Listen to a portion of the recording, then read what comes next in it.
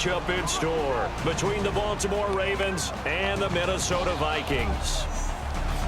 Hi again, everyone. Brandon Gaudin alongside Charles Davis. And Charles, you look at this Vikings ball club.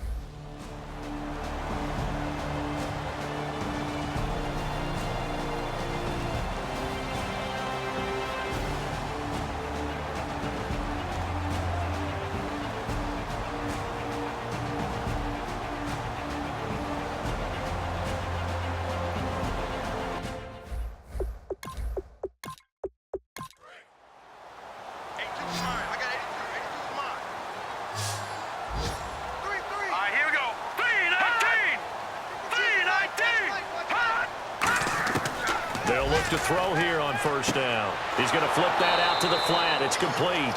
A loss of a full 3 yards, and now it's second down.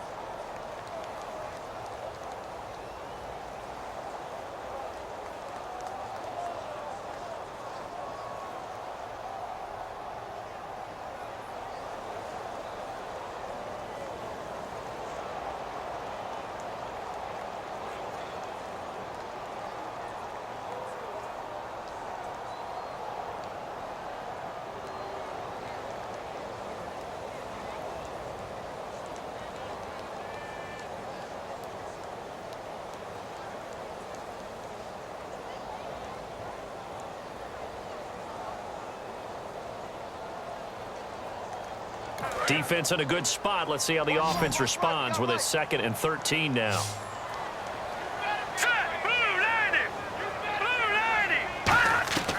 From the shotgun, he'll look to throw. The left side caught by Diggs. Only 3 yards on the catch. It's 3rd down. He decided to run a hitch route. It really helps to have a guy who can turn it loose. And, boy, he rifled one in there on that one. Not much run after catch, but it worked really well. Now the Ravens bring out an extra defensive back here on 3rd down. Could be a blitzer. On play action, they'll throw. And he's able to find Diggs. And he'll be taken down, but not before getting this inside the 30. He's such a good route runner. Shows it there on 3rd down. Very proficient and a good pass. And you know what I've observed over the years in the NFL? The better a route runner you are, the more confidence your guy's going to have in you to go to you in important times because he can trust you being in the right spot, and they connected there and picked up a 1st down. And now a 1st down following that long gain.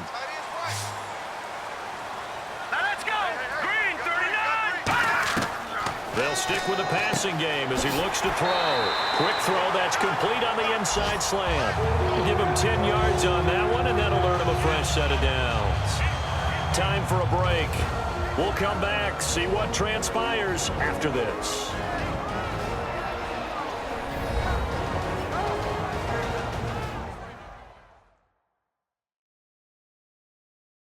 So the Vikings in possession of the football as we get you reset. They come up on a 1st and 10, desperately needing a score here on what could be their final drive. Here we go now. Green 30. Inside the red zone here, they'll look to throw. And complete, right side, the tight end Rudolph. 5 yards on the catch there, brings up 2nd down. And they're going to hurry back to the line now. Kyle Rudolph doing his job and making another nice catch. Come on, it's the month of December. You knew he was going to be there, right? I knew you were going to go there. 9 yards on the play there, and it sets him up 1st and goal. In so many ways, throwing the hitch route is actually one of the safer things an offense can do. Get the ball out to the receiver as fast as possible, hope he's got man-to-man coverage, and hope that his athleticism wins on the perimeter. And a really long drive here, and it goes on and on. I hope I don't sound too rah-rah on that one, but that's the exact right throw. Either your receiver gets it or no one gets it. Give him a lot of credit for being really precise with it. Got rid of it. No one got it. Call it a gain of a yard as they get a little bit closer here. It's 3rd and goal. And they're going to speed things up here. He'll look to throw. And that'll be caught by Diggs for a Minnesota touchdown. Stephon Diggs with his 2nd touchdown of the game, number 8 on the season. And the Vikings are an extra point away from tying this thing up.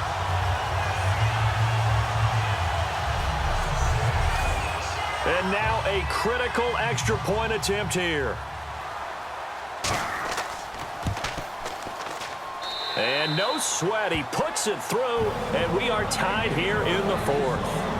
Set to go now with the kickoff. These two teams all even again as we continue in this wild 4th quarter. Fielded about a yard deep. And nice work on the return as they'll start their drive just past the 30-yard line. The Ravens offense now, they get set to head back on the field. They need to get this around the 40 on the other side to get into field goal range.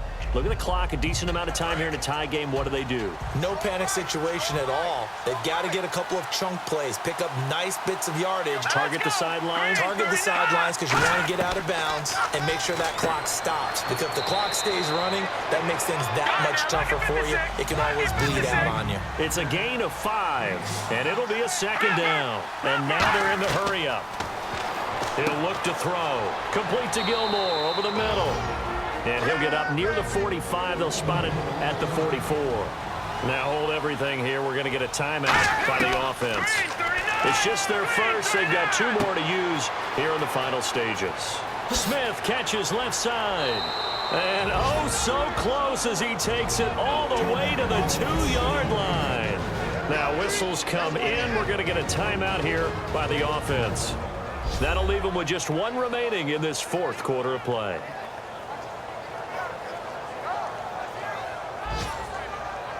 So the offensive unit called the TO, and now we are ready to resume play.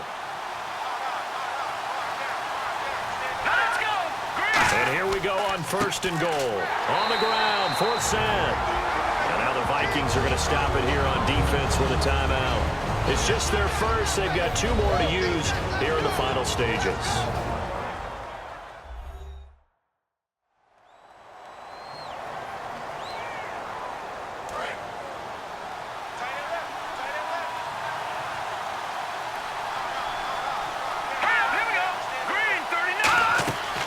Again, 4th set.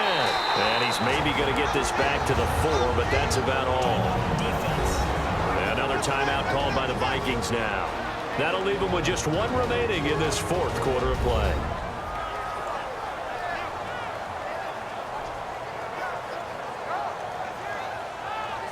Line of scrimmage at the 4. Here's 3rd and goal.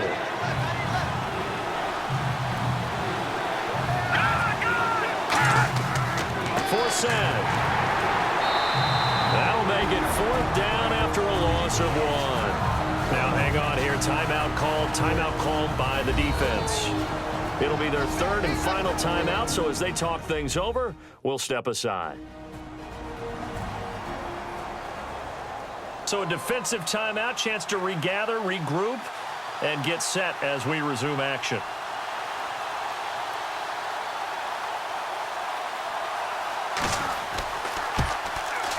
And Tucker's kick right there. It's good.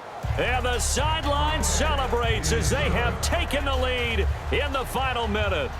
All right, so time to reset here. It's a huge kick there, gives them the lead, but they've got to be careful that their celebrations aren't a little too premature. You're exactly right about that, because there still is time for the other guys to run a few plays and get into field goal position. So this defense is going to need to come up with one final stop if they're going to get out of here with a victory. A chance for us to look at this Baltimore defense again. They've got a situation where a field goal ties it. How do you defend this? Because you obviously don't want to give up the touchdown. How aggressive do you get? That's always the key, isn't it? Where is the line on aggressiveness to over-aggressiveness? And I think most coordinators are looking at it like run your regular defense, add some pressure packages, because really the 35-yard line is the one you really want to defend. At that point, you're thinking you're probably giving up 3. Anything outside of that, you feel like you've got a chance to hold it. So they'll be in search of the proper amount of pressure.